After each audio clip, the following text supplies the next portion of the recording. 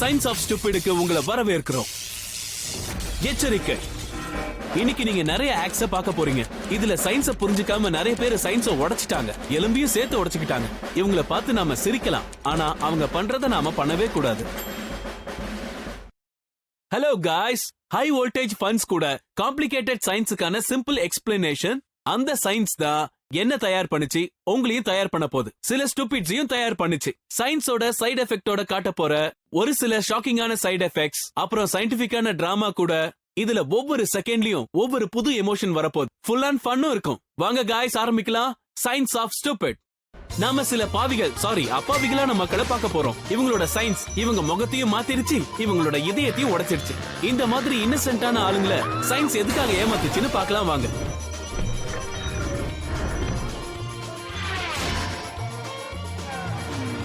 Science இவங்கள தமாஷ் பண்ணுதா இல்ல இவங்க சயின்ஸ தமாஷ் பண்றாங்களானே தெரியல. பாவம், இவங்களுக்குலாம் ஃபிரிக்ஷன் எதிரி போல இருக்கு.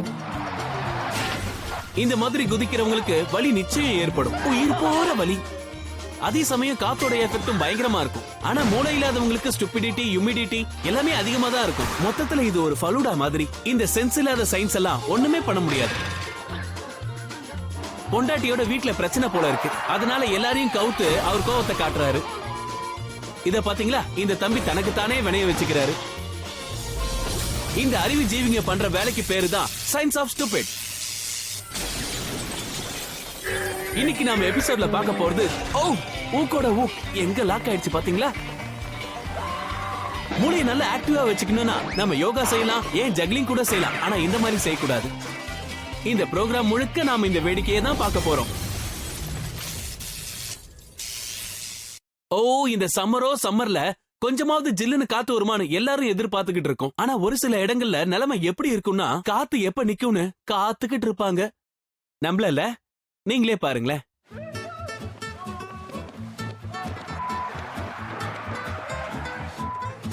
காருக்கு கால்ரா வந்த மாதிரி எப்படி ஓடுது பாத்தீங்களா. அச்சச்சோ, இந்த மெனுல கார் மட்டும் கிடையாது, பறக்கிற போட்ஸ் கூட இருக்கு. Wow, moment of the millennium. சில சமயங்கள்ல பொண்ணுங்களை பசங்க துரத்துறது மட்டும் இல்ல, கொடையும் சேர்த்து துரத்தும். நல்லதுக்கு காலமே இல்ல சார். சயின்ஸோட விளையாடாதீங்கன்னு சொன்னா கேக்குறாங்களா? சூறாவளி சுத்தி சுத்தி வருது, அங்கதான் நின்னு சுண்டல் சாப்பிடுவேன்னு அடம் பிடிக்கிறாங்க. கேமராவை ஆஃப் பண்ணிட்டு ஓடுறாங்களா பாத்தீங்களா? ஓடுங்கப்பா ஓடுங்க, இல்லனா அது உங்களை சுண்டலா சாப்பிடுறோம். இன்னைக்கு வரைக்கும் மெஷர் பண்ணிருக்க காத்தோட ஸ்பீடு என்னன்னா, அதுவும் சூறாவளியோட ஸ்பீட். அது எவ்வளவுனா 483 km/h. அதுக்காக தான் சொல்றேன் ஃப்ரெண்ட்ஸ், இயற்கை தாயை நீங்க தயவு செஞ்சு கோவப்படுத்தாதீங்க, அது நல்லது இல்ல. சரி, அதை விடுங்க. நிறைய பேர் தன்னைத்தானே டேரிங் குருன்னு நினைச்சுப்பாங்க. அவங்களோட நினைப்பு எப்படி இருக்கும் தெரியுமா? எந்த ஒரு சிச்சுவேஷனையும் தன்னால சமாளிக்க முடியும்னு நினைப்பாங்க. அப்பாவும் புள்ளையும் சேர்ந்து காத்தாடிய பறக்க வைக்க எப்படி கூத்தாடுறாங்கன்னு பாருங்க. ஒண்ணு பையனை விடுங்க, இல்லனா காத்தாடிய விடுங்க. காத்தாடி மேல அவ்வளவு பாசம் இருந்தா காத்தாடி உங்களையும் கூட்டு போயிடும். இவங்க பேக்ல இருக்க சயின்ஸை நீங்க புரிஞ்சுக்கணும்னு நினைச்சீங்கன்னா இத பாருங்க. காத்து வரதுக்கான காரணம் சூரியனால எர்த் சர்ஃபேஸ் அன்இவனா ஹீட் ஆகிறது தான்.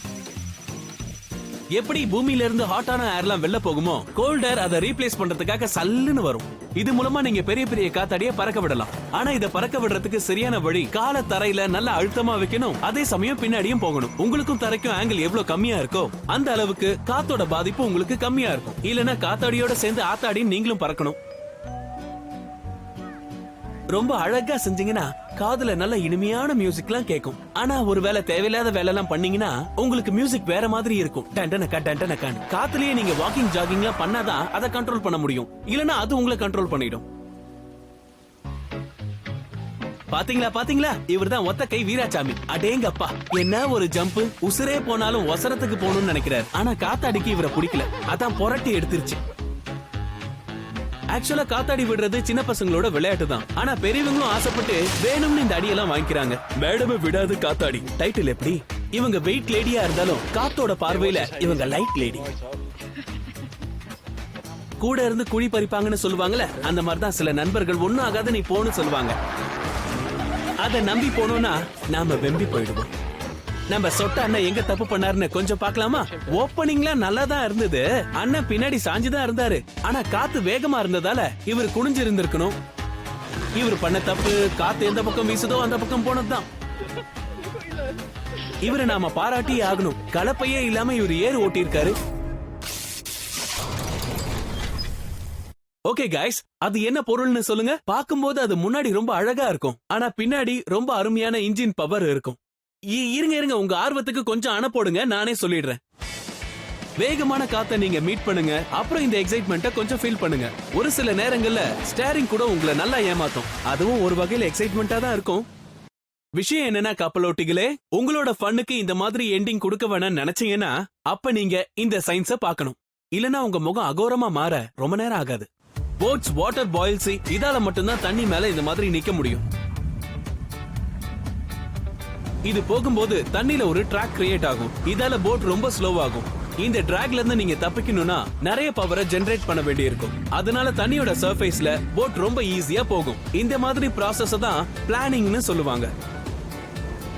ஆனா காத்துல முன்பகுதி மட்டும் ரொம்ப வேகமா ஆடும், அதோட பாதிப்பு கீழ்ப்பகுதியிலயும் இருக்கும். இந்த மாதிரி சமயங்கள்ல தான் போட் அன்ஸ்டேபிள் ஆயிடும்.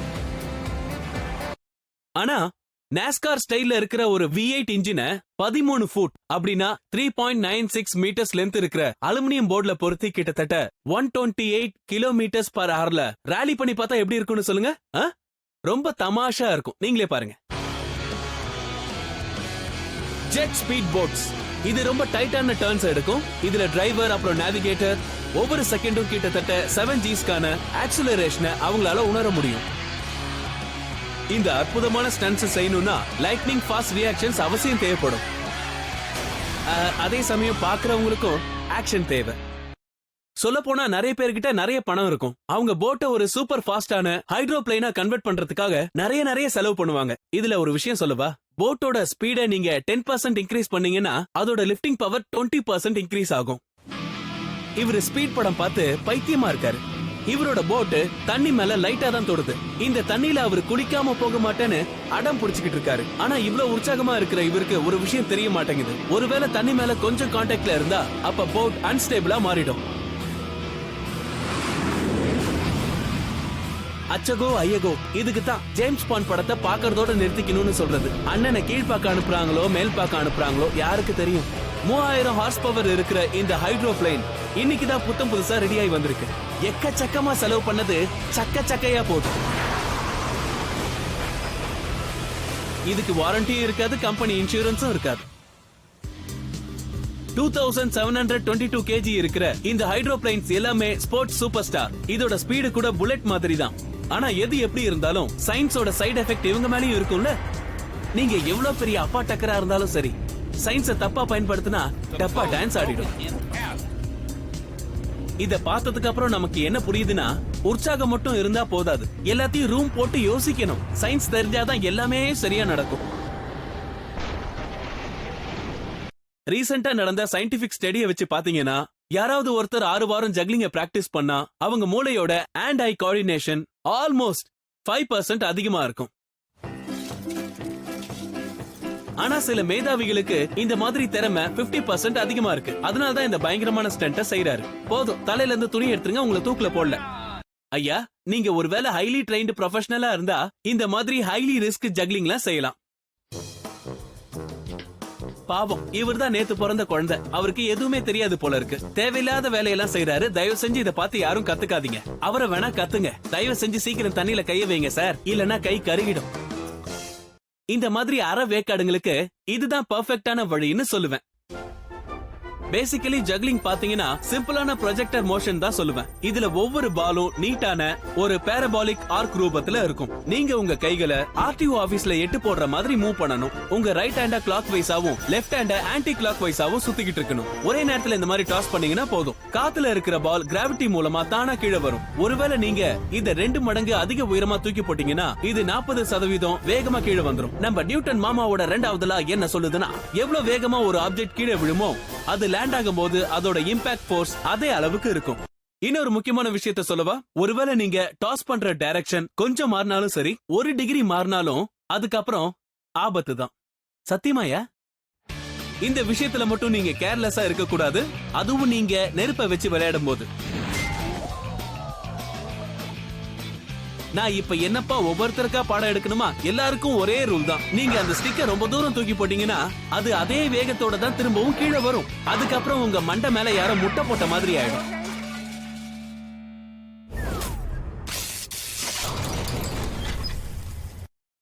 1955ல வேர்ல்டுலயே முதல் முறையா பஞ்சி ஜம்பிங்கிற ஃபன்னி அட்வென்ச்சரை உருவாக்குனாங்க.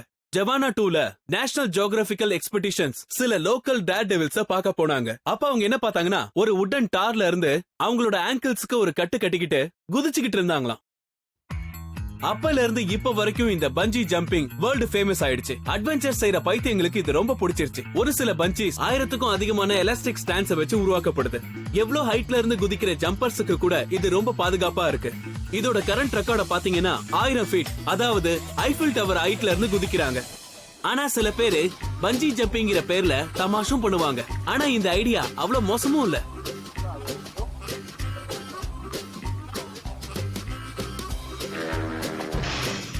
கண்ணை கட்டினதோட சேர்த்து ஐயாவுக்கு ஒரு சின்ன பெட்டையும் கீழே போட்டிருக்கலாம். சுகமா தூங்கி இருப்பாரு. பஞ்சி கோர்ஸ் பாத்தீங்கன்னா இது ஒரு ஸ்ப்ரிங் மாதிரி. ஹூக்ஸ் எல்லாம் என்ன சொல்லுதுன்னா, இந்த பஞ்சி கோட் மேல நாம எவ்வளவு அளவுக்கு ஃபோர்ஸ பயன்படுத்துறோமோ அதே அளவுக்கு அதோட ஸ்ட்ரெச்சிங் அதிகமா இருக்கும். இந்த ஸ்ட்ரெச்னால கார்ட் மேல எலாஸ்டிக் எனர்ஜி அதிகமாகும். அதனால இது பவுன்ஸும் ஆகும்.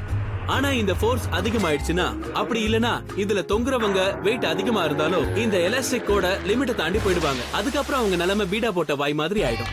ஒருவேளை நீங்க 307 ஃபீட்ல இருந்து குதிக்கிறீங்கன்னா எலாஸ்டிக்கோட இந்த சயின்ஸ பத்தி நீங்க கண்டிப்பா புரிஞ்சுக்கணும். புரிஞ்சுக்கலனா இதான் நடக்கும். ஐயா என்ன புண்ணியம் பண்ணாருன்னு தெரியல, இவருக்கு நல்ல நேரம் தான் சொல்லணும். ஏன்னா இந்த சம்பவத்துக்கு அப்புறம் கூட இதை செஞ்சவங்களுக்கு கொஞ்சமா அடிபட்டு இருந்தது. இல்லனா ஹைட் அதிகமா இருந்ததால கீழே போனவங்க நேரா மேல டிக்கெட் வாங்கியிருப்பாங்க. அதுவும் கொஞ்ச நேரத்துல. பாத்தீங்களா, இந்த பஞ்சி கார்டு இருக்குல்ல, அதோட எலாஸ்டிக் அதுக்கும் கொஞ்சம் லிமிட்ஸ் இருக்குன்னு தெரிஞ்சுக்கோங்க. அந்த லிமிட்டை கிராஸ் பண்ணீங்கன்னா அது பாவம் என்ன பண்ணும்.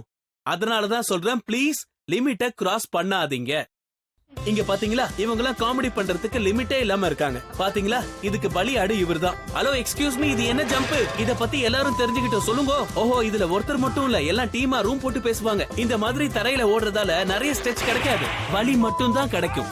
இந்த மாதிரி உங்க ஃப்ரெண்ட பழி வாங்கணும்னு நினைச்சீங்கன்னா நீங்களும் இப்படியே பண்ணலாம். உயிருக்கு உத்தரவாதம் கிடையாது, எங்களுக்கு வேற கிளைகளும் கிடையாது. உங்களுக்கு புரிஞ்சிருக்குமே, வெர்டிகல் ஃபால் மூலமா தான் உங்களுக்கு நல்ல ஸ்ட்ரெச் கிடைக்கும். அப்புறம் இன்னொரு விஷயம், பஞ்சி கார்டுங்கிறது ஸ்பெஷலா பண்ண கிட்ல இருக்கிற ஒரு பகுதி தான். அதனால நீங்க இதை வீட்லயே தயார் பண்ணணும்னு நினைச்சீங்கன்னா தயவு செஞ்சு இந்த ஐடியாவை வாபஸ் வாங்கிடுங்க. அதான் நல்லது. இல்லனா என்ன ஆகும்னு உங்களுக்கே தெரியும்ல.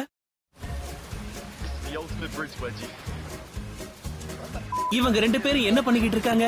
இங்க என்னையா பண்றீங்க? ஓ, அவனா நீ? இதற்காகத்தான் ஆசைப்பட்டாயா பாலகுமாரா? இதுக்கு பேரு பஞ்சி ஜம்பிங் கிடையாது, பன்னி ஜம்பிங். சரியான கப்பிஸ்திரி. ஆக்சுவலா உங்களோட ப்ராப்ளம் என்ன சார்? ஐயாவோட உள்ளாடையில இருக்கிற எலாஸ்டிக் கட் ஆயிடுச்சுன்னு நினைக்கிறேன். Hello control room, control room, பாவம் இவரை காப்பாத்துங்க. மேடே மேடே. அச்சக்கோ, கடல் தாய் காப்பாத்திட்டாங்க. உங்களுக்கு ஒண்ணு தெரியுமா, ஒரு மனுஷன் எந்திரிச்சு நின்னு 2 கால்ல நடக்க முடியுதுன்னா அதுக்கு பின்னாடி மைண்ட் ப்ளோயிங் சிஸ்டம் மெக்கானிசம் நடந்துகிட்டு இருக்கு. நியூரோ மஸ்குலர் கண்ட்ரோலும் நடக்குது.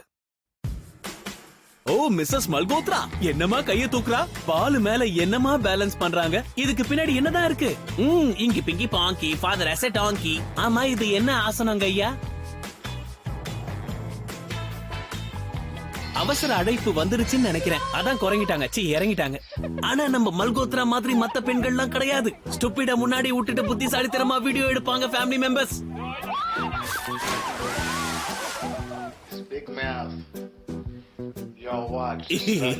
இத குடிச்சா அவருக்கு பேலன்ஸ் கிடைக்கும்னு சொல்றாரு. வாங்க இவர் என்ன போங்கு பண்றாருன்னு பாப்போம். குடியை கெடுக்கும். இப்ப பாத்தீங்களா, உங்க மடியை கெடுத்துருச்சு. ஆக்சுவலா குரங்குல இருந்து மனுஷனா மாறி பல யுகங்கள் ஆயிடுச்சு. ஆனா இப்பவும் சில பேர் குரங்குத்தனமா தான் வாழ்ந்துகிட்டே இருக்காங்க. வாங்க அந்த வானரங்களை பார்க்கலாம்.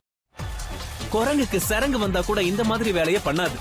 ஆனா இவங்க பண்ணுவாங்க. ஐட்டம் முதல்ல பாருங்க ஐயா. எக்ஸ்கியூஸ் மீ, நம்ம கைய நடக்கிறதுக்காக லாடு படைக்கல. அப்படியே இருந்தாலும் நீங்க உங்க கைய நடக்கிறதுக்காக பயன்படுத்தணும்னு நினைச்சா நீங்க அந்த சமயத்துல சயின்ஸோட உதவி இல்லாம தயவு செஞ்சு இதை பண்ணாதீங்கன்னு சொல்றேன்ல. நான் கத்து தரேன் வாங்க.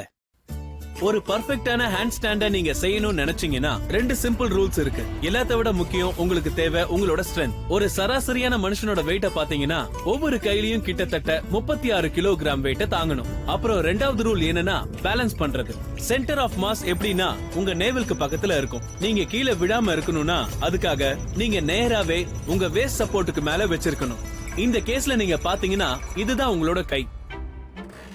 இந்த ஸ்டென்ட பப்ளிக்ல செய்யறதுக்கு முன்னாடி உங்க பாத்ரூம்ல போயிருச்சு பண்ணி பாருங்க தம்பி. ஏன்னா உங்க மானம் போறதுக்கு நிறைய வாய்ப்பு இருக்கு. ஹலோ, உங்ககிட்ட தான் பேசுறேன். Wrong number. இதுல இருக்க முதல் விஷயம் என்னன்னா நம்மளோட ஸ்ட்ரென்த். இத பாக்கும்போது உங்களுக்கு ஸ்ட்ரென்த்தே இல்லன்னு தோணுது. தயவு செஞ்சு இவர் பண்ணதை நீங்க யாரும் பண்ணாதீங்க. ஆனா ஒரு விஷயம், இந்த மாதிரி வீடியோஸ் வந்து அப்லோட் பண்ணுங்க. Uncle thank you. அப்பா தொப்ப தெரியுது, டி-ஷர்ட் போடுங்கப்பா. நேரா உட்காந்து டிவிய பார்க்காம வேற வழியில டிவிய பார்க்கணும்னு நினைக்கிறாங்க போல இருக்கு. ஐயோ பாவம், அம்மினிக்கு ஸ்ட்ரென்த் ரொம்ப கம்மியா இருக்கு. கை உடைஞ்சதா, கால் உடைஞ்சதா? நீ எதுக்குமா தலகீழ டிவி பார்க்கணும்னு நினைச்ச? அத சொல்லிடா, நாங்க வாய் விட்டு சிரிப்போம், நோய் விட்டு போகும். இவங்களோட வேடிக்கைக்கு அளவே இல்லாம போச்சு. ஆமா, நீங்க நல்லவங்களா இல்ல கெட்டவங்களா? பாவம், இவங்க தலைய சுத்தி கிளி பறக்குது. இப்ப இந்த ஆபீஸ் சேர் என்ன பண்ணுதுன்னு பார்க்கலாம். ஒரு நிமிஷம். இந்த வீடியோவை நாம ரிவைண்ட் பண்ணி பார்க்கலாம். நிறுத்துங்க. நல்லா பாத்துக்கோங்க. அண்ணனோட சென்டர் ஆஃப் மாஸ்ங்கிறது இந்த சேரை விட முன்னாடி இருக்கு. அப்படி இருக்கும்போது சேர் எப்படி ஒரே இடத்துல இருக்கும்? யாரும் இதை செய்யாதுங்கிறாரு. ஒரு சில பேரு ஹேண்ட் ஸ்டண்ட் செஞ்சா போதும்னு நினைக்கிறாங்க. அவங்க கையை யூஸ் பண்ணி நடக்கணும்னு கூட நினைக்கிறாங்க. இவரை நாங்க எங்க சொந்த செலவுல கூட்டு வந்திருக்கோம். இவரு ஒரு ஹைலி ட்ரெயின்டு ஜிம்னாஸ்டர். இவர்கிட்ட அற்புதமான பேலன்சிங் பவர் இருக்கு, அப்பர் பாடி ஸ்ட்ரென்த்தும் இருக்கு. அதனால இவரால கைகளால நடக்க முடியுது. அதனால ஒரு ஸ்டாட்டிக் ஹேண்ட் ஸ்டாண்ட் மாதிரி ரொம்ப கவனமா இருக்காரு. இவரோட வெயிட் முன்னாடியும் பின்னாடியும் சமமா இருக்கிற மாதிரி பார்த்து நடக்கிறாரு. ஆனா இவரை நாங்க பணம் கொடுத்தும் கூட்டிட்டு வரல. இவரு எக்ஸ்பர்ட்டும் கிடையாது. மொத்தத்துல நம்ம வீடியோக்கு கிடைச்ச காமெடி பீஸ். இவரோட சொந்த வீடியோவை எங்களுக்கு அனுப்பிச்சாரு. தன்னைத்தானே அவமானப்படுத்திக்கிற ஒரே ஜீவன் இவர்தான். பாத்தீங்களா, மானம் போனாலும் மீசையில மண்ணோட்லங்கிறாரு. 1771ல நிக்லஸ் ஜோசப் குனியோங்கிற பிரெஞ்சு மேன் உலகத்திலேயே முதல் ஆட்டோமொபைல உருவாக்கி இருந்தாரு. அத அவர் ஓட்ட ஆரம்பிச்சதும் நேரடியா அத டங் செவுத்துல போய் முட்டிக்கிட்டாரு. ஆக்சுவலா காரை உருவாக்குனதும் அவர்தான், மோதிக்கிட்டதும் அவர்தான். காமெடியா இருக்குல்ல? இன்னைக்கு பாத்தீங்கன்னா கிட்டத்தட்ட 200 வருஷத்துக்கு அப்புறம் டெக்னாலஜி வளர்ந்து ரோட் சேஃப்ஸ் எல்லாம் வந்தாலும் கூட இப்பவும் கிராஷஸ் எல்லாம் நடந்துகிட்டு தான் இருக்கு. அதுவும் முக்கியமா ரோடு மேல பனி இருந்ததுன்னா இந்த மாதிரி ஆக்சிடென்ட் நடக்கிறதுக்கான வாய்ப்பு நிறையவே இருக்குங்க. அதனால என் பேச்ச கேளுங்க. உங்க நல்லதுக்காக தான் சொல்றேன், இந்த மாதிரி ரோட்ல ஓட்டாதீங்க. ஆக்சுவலா இந்த காரை ஓட்டவர் வேணும்னே இந்த மாதிரிலாம் அவர் பண்ணல. சும்மா தான் உட்கார்ந்து இருக்காரு. ஆனா கார் மட்டும் சுத்திக்கிட்டே இருக்கு. இதுதான் ஐஸ்ல கிடைக்குமா? இந்த ரோடு டார்கெட் பண்றது கார்ல வரவங்கள மட்டும் இல்ல, சைக்கிள்ல வரவங்களையும் சறுக்குன்னு தூக்கிடுது. ஒருவேளை நீங்க ஐசி ரோட்ல போய்கிட்டு இருக்கீங்கன்னா, கரெக்டா நம்ம வீட்டுக்கு முழுசா வந்து சேரணும்னு நினைச்சீங்கன்னா அப்ப வேகமா ஓட்டவே ஓட்டாதீங்க. உங்க மைண்ட பயன்படுத்துங்க, சயின்ஸ பயன்படுத்துங்க. ஆக்சுவலா பாத்தீங்கன்னா பிரச்சனை கொடுக்கறது ஐஸ் கிடையாது, ஐஸுக்கு மேல இருக்கிற அந்த தண்ணி லேயர் தான். குளிர்காலத்துல தண்ணி மேல இருக்கிற லேயர் ரோடுக்கும் வண்டிக்கும் நடுவுல இருக்கிற ஃபிரிக்ஷனை குறைக்குது. இதால நம்ம வீல்ஸுக்கு அதிக பவரை கொடுத்தோம்னா வீல்ல இருக்க டயரோட பவர் அதிகமாயிடுது. அதுக்கப்புறம் வீல் சுத்த ஆரம்பிக்குது. இப்படி ஃபிரிக்ஷன் குறைவா இருக்கிறதால ஸ்டீரிங் கண்ட்ரோல் கூட ஒரு பெரிய பிரச்சனையில கொண்டு போய் முடிக்குது. இந்த மாதிரி ஷார்ப் டர்னிங்க கேட்கவே வேண்டாங்க. இது ரொம்ப இம்பாசிபிளான வேலையா மாறிடுது. இப்படி டர்ன் ஆகிறதுக்கு பதிலா பெரிய ரோட்ல இருந்து சின்ன ரோடுக்கு போயிடுவாங்க. பிரேக் அடிக்கிறது கூட ரொம்ப கஷ்டமான வேலை.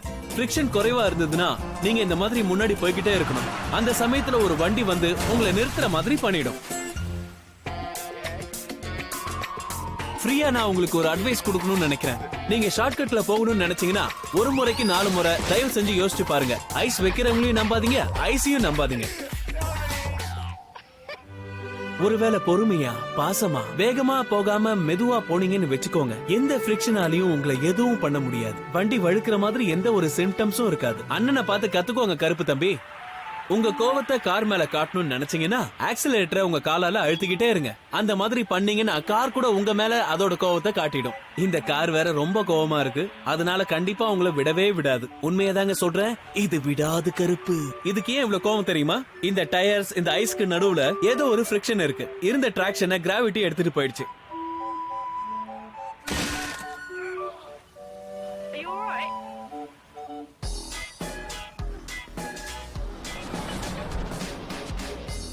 ஒரு சில சமயங்கள்ல நல்ல பயணமா இருந்தாலும் சரி, டர்னிங் வந்து அத சொதப்பல் பயணமா மாத்திரும். ஒரு சில நேரங்கள்ல ரொமான்டிக் படம் பார்த்துட்டு வீட்டுக்கு வரவங்க பக்கத்து வீட்டுக்கார டார்கெட் பண்ணிடுவாங்க. இவரு சைக்கிள் ரேஸ்ல ஃபர்ஸ்ட் வந்தாரு, ஆனா கொஞ்ச நேரம் போறதுக்குள்ள பினிஷ் லைன் வந்துரும். ஆனா அதுக்குள்ள இவரு விழுந்துட்டாரு. நான் ஒரே ஒரு தடவை முழு சயின்ஸையும் உங்களுக்கு திரும்ப சொல்றேன். ஸ்னோயி கண்டிஷன்ல டயருக்கும் ரோடுக்கும் நடுவுல ஒரு சின்ன லேயர் உருவாகுது. அதனால ஃபிரிக்ஷன்ல குறைகள் ஏற்படும். அதனால அத ஓட்டுறதுலயும் நிறுத்துறதுலயும் நிறைய பிரச்சனைகள் வரும். நான் சொன்ன எக்ஸாம்பிளோட வீடியோ விஷுவல் தாங்க இது. இந்த ஊர்ல ஆக்சுவலா பனி ரொம்ப அதிகமாயிடுச்சு. அதனாலதான் இந்த கார் எல்லாம் டான்ஸ் ஆடுது. ஆனா எந்த பாட்டுக்கு டான்ஸ் ஆடுதுன்னு தான் தெரியல. இருந்தாலும் ரொமான்டிக்கா தான் ஆடுதுங்க. இதுல ஒரு விஷயத்தை கவனிச்சிங்களா? பனிக்கும் காருக்கும் காதல், அப்புறம் மோதல்.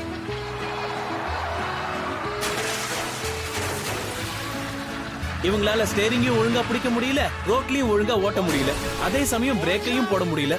இந்த மாதிரி ரோட்ல டிரைவ் பண்ணக்கூடாதுன்னு நான் சொன்ன அட்வைஸ நீங்க கேட்டிருப்பீங்க. இந்த அட்வைஸ் உங்களுக்கு நிச்சயம் பிடிச்சிருக்கும் நான் நம்புறேன். இந்த கார் எல்லாம் டான்ஸ் ஆடுறத பாக்கும்போது ரொம்ப ஜாலியா இருக்குல்ல?